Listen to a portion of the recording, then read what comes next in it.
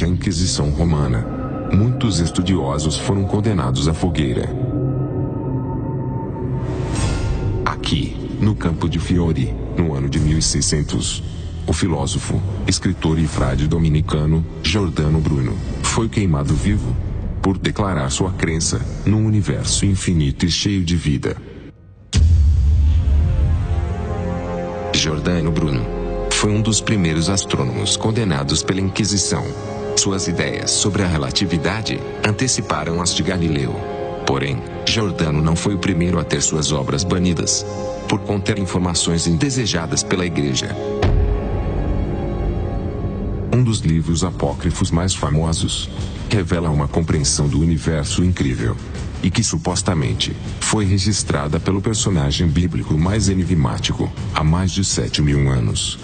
O livro de Enoque contém informações a respeito do cosmos que estão sendo redescobertas pelos astrônomos atuais.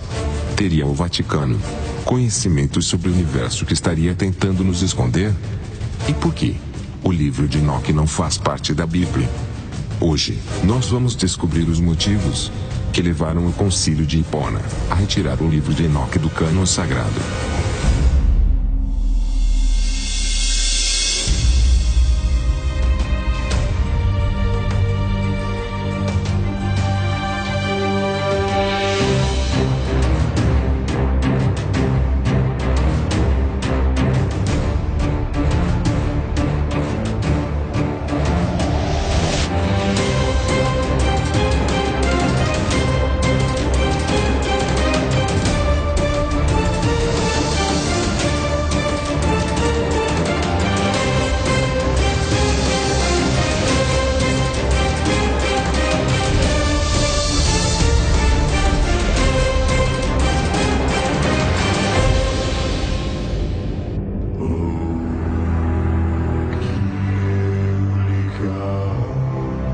No topo de uma montanha, no sudoeste dos Estados Unidos, a Igreja Católica opera um gigantesco telescópio que varre os céus dia após dia. Outro imenso telescópio, comandado pelo Vaticano, está localizado em Roma. Nestes observatórios espaciais, padres católicos permanecem diariamente estudando planetas habitáveis. Embora a confirmação da existência de um telescópio católico só tenha sido feita pelo Papa Leão XIII, em 1891, a primeira menção a um observatório do Vaticano de que se tem registro é de 1582. Curiosamente, foi a partir desta época que muitos padres, filósofos e astrônomos passaram a ser excomungados e condenados a fogueiras por divulgar suas descobertas sobre o universo. Mesmo sendo uma obra bastante conhecida pelos primeiros cristãos, consultada e citada pelos discípulos em suas cartas, o livro de Enoque não foi adicionado ao cânon bíblico pela Igreja Romana. Seus exemplares foram destruídos, e aqueles flagrados portando o livro, ou parte dele, eram considerados hereges e condenados às penas impostas pela Igreja. O livro de Enoque resistiu à sua própria banição e foi preservado por israelitas falachas, descendentes das tribos de Dan, Gad, Azer e Naftali, que se refugiaram na Etiópia e na Eritreia, no século I, antes da era cristã. Se o livro de Enoque era tido como inspirado pelos verdadeiros judeus, fazendo parte dos textos sagrados dos israelitas, que preservaram a cultura e a religião pré-talmúdica, então por que a Igreja Romana não o adicionou na Bíblia? O livro de Enoque foi banido do cânon sagrado pelos mesmos motivos que levaram muitos à condenação durante a Inquisição. Assim como Galileu Galilei, Miguel Servet, Giordano Bruno e muitos outros filósofos e pesquisadores condenados, o livro de Enoque constitui uma ameaça aos fundamentos da Igreja. Provavelmente, a principal causa de sua banição foi o fato de o livro de Enoque conter informações referentes ao universo. No passado, as pessoas buscavam conhecer o Criador a partir da contemplação de sua criação. Os antigos não tinham a Bíblia, ao Corão ou Torá, então eles estudavam a natureza, a lua, o sol, os planetas e as estrelas. para entender quem era o Deus Criador. Assim, eles empregavam grandes esforços na construção de observatórios estelares. Segundo relatos históricos antigos, como o livro dos Jubileus e o livro de Jazar, Abrão passava dias e noites estudando os elementos celestiais, tentando descobrir quem havia criado os céus e a terra. Foi depois de uma noite de lua nova, em que Abrão permaneceu até o amanhecer, observando as estrelas, que ele ouviu a voz do Deus Criador, e recebeu a ordem para partir de sua terra, em direção à terra de Canaã.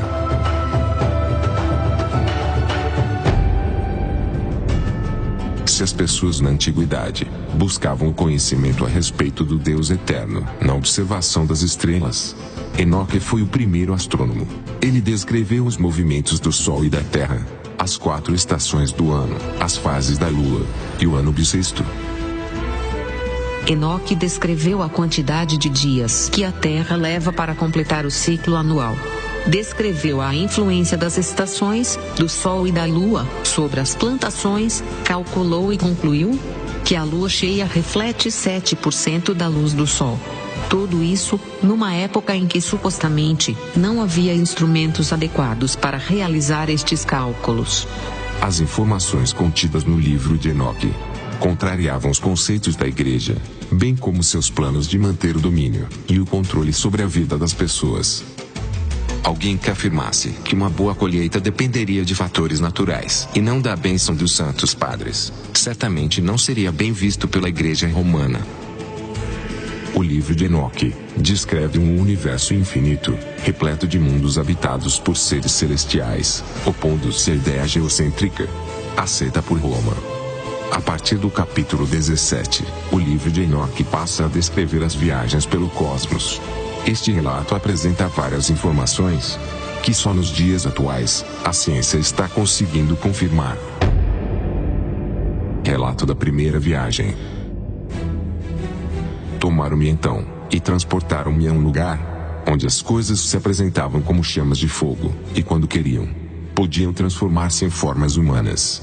Depois me levaram ao lugar das trevas, e sobre uma montanha, cujo cume alcançava o céu. Eu vi o lugar das luminárias, os reservatórios das estrelas e dos trovões, e nas profundidades mais distantes, um arco de fogo com setas e sua aljava, uma espada de fogo em todos os relâmpagos. Depois me transportaram ao lugar das águas vivas, e do fogo ocidental, que recebe o sol da tarde. Então cheguei a uma torrente de fogo, cuja incandescência fluía como a água, e que se derramava num grande oceano. Então, eu vi as grandes correntes de água, e cheguei até o grande rio, e a grande escuridão. Depois cheguei aos lugares, para onde se encaminha toda a carne. Eu vi as montanhas da escuridão do inverno, e os lugares para onde fluem todas as águas das profundezas. Então eu vi a foz de todos os rios da terra, e a desembocadura das águas profundas. Eu vi as câmaras de todos os ventos, e vi como o Eterno envolvia toda a terra por meio deles. Eu vi também os alicerces da terra, e vi a cumeira da terra. Eu vi os 4 ventos que suportam o firmamento, e vi como os ventos expandiam a abóbada celeste, e como as suas posições se situavam entre o céu e a terra. Eles constituem as colunas do céu.